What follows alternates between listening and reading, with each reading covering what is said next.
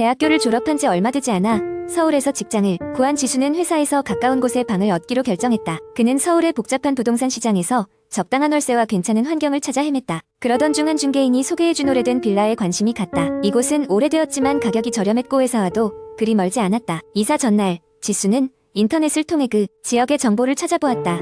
예상외로 그 빌라에 대한 정보는 거의 없었으나 무언가 찜찜한 기분이 들었다. 하지만 먼저 이사한 선배들의 얘기를 듣고는 별 대수롭지 않게 넘겼다. 서울에서는 모든 게 빨리빨리 변하고 그만큼 소문도 많잖아. 그냥 신경 쓰지 말라는 말이 기억에 남았다. 이사를 마치고 그날 밤 지수는 뜬 눈으로 밤을 지새워야 했다. 벽에서부터 울리는 이상한 소리 때문에 마치 고양이 울음소리 같기도 하고 때로는 누군가 작은 목소리로 울부짖는 것 같았다. 처음에는 건물 구조의 문제라고 생각했지만 시간이 지날수록 그 소리는 점점 더 뚜렷해졌다.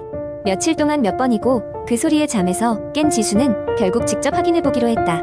새벽잠이 걱정되던 그는 휴대폰에 플래시를 켜고 그 소리가 나는 벽 쪽으로 다가갔다. 이상하게도 낮에는 완전히 고요했던 벽이 밤이 되면 다시 그 이상한 소리를 내기 시작하는 것이었다. 어느 날 밤 지수는 결국 딱딱한 마음을 먹고 그 소리에 이끌려 벽에 귀를 대고 들여다보았다. 그러다가 불현듯 등골이 오싹해졌다. 벽 건너편에서 희미한 불빛과 함께 뭔가 움직이는 것이 보였기 때문이다. 그것은 망토를 두른 작은 인형 같았으나 확신할 수는 없었다. 그날 이후로 그 소리는 더 이상 들리지 않는 듯했다. 하지만 지수의 불안은 점점 커져갔고 그는 같은 층에 사는 이웃에게 조심스럽게 그 이야기를 꺼내보았다. 하지만 무섭게도 이웃 사람들은 지수가 말하는 그런 소리가 들린 적이 없다고 했다. 오히려 그들의 말투는 어딘가 경계하게 만드는 느낌이었다. 며칠 후 지수는 같은 층에서 종종 마주치는 노파로부터 충격적인 이야기를 듣게 되었다. 그녀는 이 빌라에서 오래전 그 벽 안에서 어떤 어린아이가 실종되었다고 말했다. 경찰도 수사했지만 결국 그 아이를 찾지 못했고 사건은 미제로 끝났다고 했다.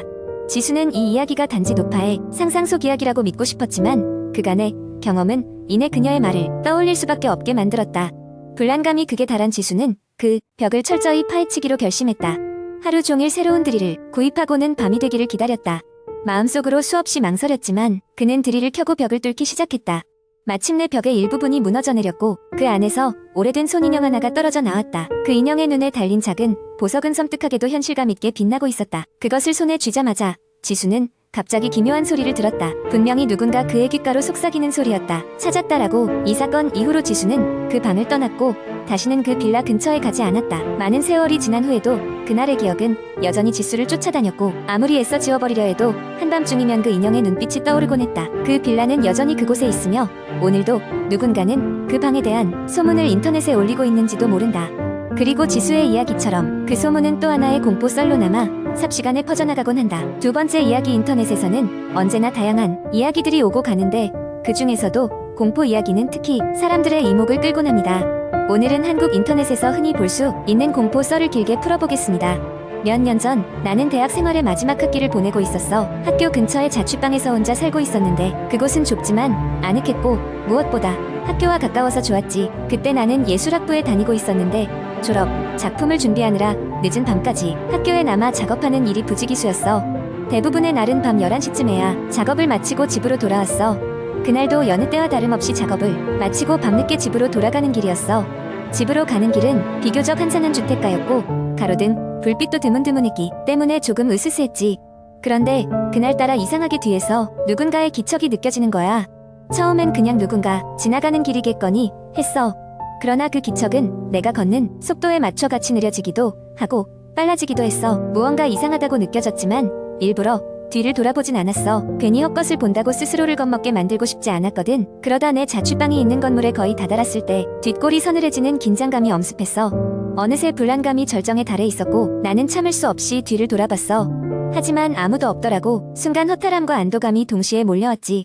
그런 기분으로 집에 들어왔는데 현관문이 이상하게 반쯤 열려 있었어. 분명히 아침에 나설 때 닫아두고 나온 문이었는데 말이야. 조심스럽게 문을 열고 들어갔지. 빈 방이라 그럴 리 없다고 생각하면서도 은연중에 누군가 있을까봐 계속 긴장하고 있었어. 하지만 역시 아무도 없었고 방 안도 지나치게 조용했어. 그때 갑자기 방 안에 놓여있던 거울에 뭔가 비친 것 같은 거야. 순간 가슴이 철렁 내려앉았어. 바닥에는 늘어놓은 졸업 작품 재료들과 물감 등이 어지럽게 있었는데 그중 한 곳에서 낮은 신음소리가 들려왔어. 나는 주저했어. 당장이라도 이 방에서 나가고 싶었지만 그 신음소리가 너무나도 이상하게 들려서 확인해야겠다고 마음을 다잡았어. 과연 이게 옳은 선택이었을까? 지금도 가끔 후회할 때가 있어. 천천히 다가가서 그 소리가 나는 곳을 살펴봤어. 내 졸업 작품을 만들기 위해 그려두었던 여러 스케치들 속에서 무언가가 꿈틀거렸고 곧이어 알 수 없는 손이 스케치 종이들 사이로 불쑥 튀어나온 거야. 말로 설명할 수 없는 공포가 밀려왔어. 나는 비명을 지르며 뒷걸음쳤고 그 손은 이내 사라졌어. 어느새 방 안의 모든 소리가 멎었고 나는 얼어붙은 채로 몇 분간 움직일 수가 없었어. 겨우 정신을 차리고 다시 확인해봤지만 뭔가를 잘못 본 거라고 스스로를 타일렀어. 그러나 그림자 속에서 보였던 그 손을 생각하면 여전히 오싹해져. 이후로도 며칠 동안 그 방에서 무언가 나를 지켜보고 있는 듯한 느낌을 받았어. 졸업작품을 끝내기 전까지는 이사를 갈 수도 없었기에 그냥 무시하고 지내기로 했지. 하지만 그 사건 이후로 방 안에서 혼자 있을 때면 거울이든 창문이든 무언가에 비친 내 모습이 이상할 정도로 낯설고 섬뜩하게 느껴졌어. 그리고 나는 끝내 졸업 작품을 무사히 완성했지만 다시는 그 방으로 돌아가지 않았어. 그때 이후로 나는 어떠한 이유에서인지 몰라도 빈 방에서 혼자 있는 걸 피하게 되었어. 아무리 안전한 공간이라고 해도 그 속에서는 언제나 예기치 못한 일이 일어날 수 있다는 걸 알게 되었으니까 그 일이 실제였는지 아니면 내 예민한 감정이 만들어낸 환상이었는지는 알 수 없어.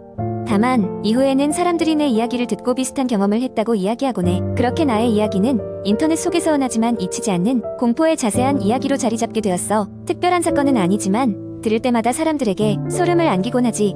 어쩌면 이 이야기를 듣고 있는 당신도 오늘 밤 방 안의 거울 속에서 무언가 낯선 것을 마주할 수도 있을지 몰라. 늘 눈에 보이는 것이 전부가 아니라는 걸 잊지 않았으면 좋겠어. 세 번째 이야기. 옛날에 한국의 작은 마을에 한 청년이 살고 있었습니다.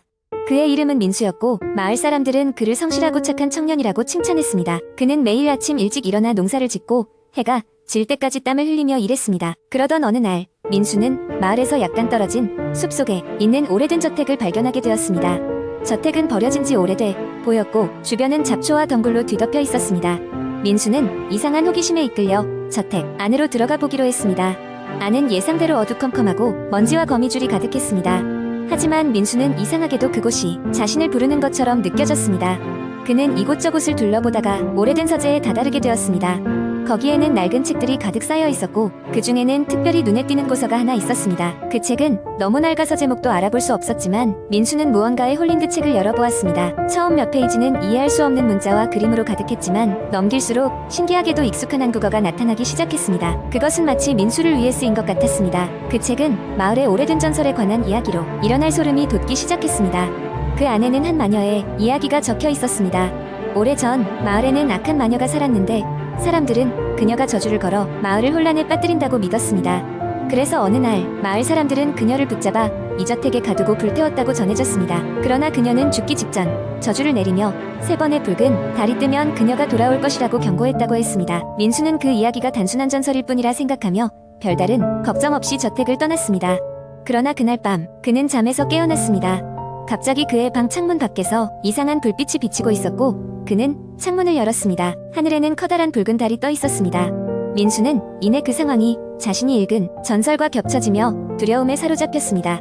그날 이후 마을에서는 이상한 일이 벌어지기 시작했습니다. 가축들이 이상하게 죽어가고 사람들은 밤마다 악몽에 시달렸습니다. 민수 또한 똑같이 괴이한 꿈에 시달렸습니다. 꿈속에서 그는 항상 저택으로 향하는 자신의 모습을 보게 되었고 저택 앞에 서 있으면 문틈으로 피 같은 액체가 흘러나오는 것을 보았습니다. 이런 날이 길어질수록 민수는 점점 예민해졌고 마을 사람들은 저주가 민수 때문에 시작된 것이라고 의심하기 시작했습니다. 결국 민수는 용기를 내어 다시 한번 저택을 찾아가기로 결심했습니다. 그곳에서 모든 것을 끝내야 한다고 느꼈기 때문입니다. 한밤중 아무에게도 알리지 않고 민수는 저택으로 향했습니다. 붉은 달이 3번째로 뜬 그날 밤 그는 저택에 들어갔습니다. 모든 것이 처음 방문할 때와 동일했지만 서재에 도착했을 때 그는 더 이상 그곳이 비어있지 않다는 것을 알게 되었습니다. 중앙에 책상이 있었고 그 위에 촛불이 하나 밝혀져 있었습니다. 촛불 앞에는 자신이 읽었던 고서가 펼쳐져 있었고 그 책의 글자들이 스스로 움직이는 듯 했습니다. 민수는 그 순간 마녀의 혼이 아직도 이곳에 남아있다는 것을 직감했습니다. 그는 두려움을 억누르며 책을 집어들고 마지막 페이지를 읽기 시작했습니다. 그곳에는 저주를 풀 방법이 적혀 있었습니다. 3번째 붉은 달이 뜰 때 희생자가 자신의 피로 문을 열면 저주는 끝날 것이다. 민수는 이해할 수 없었지만 어쩔 수 없었습니다. 그는 자신의 손가락을 베어 피를 흘렸습니다. 그 순간 집안은 흔들리기 시작했고 비명소리와 함께 모든 것이 흑암으로 덮였습니다. 아침이 밝았을 때 민수는 저택 밖에 쓰러져 있었습니다. 이상하게도 주위에는 평화로운 고요함이 감돌았고 붉은 달의 흔적은 어디에도 없었습니다. 그는 마치 긴 꿈에서 깨어난 것처럼 멍한 기분이었지만 저주가 풀렸다는 것을 느낄 수 있었습니다. 마을 사람들도 더 이상 이상한 일로 고통받지 않게 되었고 저택은 영원히 조용해졌습니다. 민수는 그 후로도 마을에서 평범하게 살았지만 그의 기억 속에서는 그날의 일이 영원히 생생하게 남아 있었습니다.